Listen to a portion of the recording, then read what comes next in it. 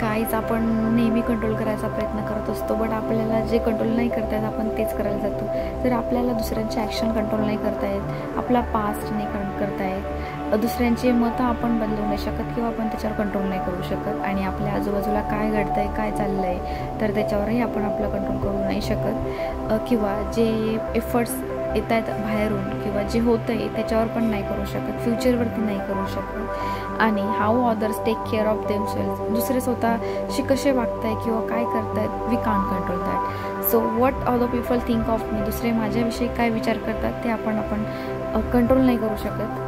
आपण फक्त आपले थॉट्स ॲक्शन कंट्रोल करू शकतो.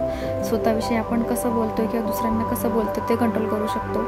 How I spend my free time, my boundaries, आपण फक्त बाउंड्रीज क्लिअर करू शकतो, आपलं ते स्वतः सेट करू शकतो. सिच्युएशन आपण कशी हँडल करतो ते आपण कंट्रोल करू शकतो. आपले गोल आपण सेट करू शकतो, ते आपल्या हातात आहे. आणि yes, what I give my energy to, that all the things we can control. तर येस, जे आपल्या कंट्रोलमध्ये आहे तेच करायचा प्रयत्न करा, आणि जे आपल्या हातात नाही आहे so just let it be go.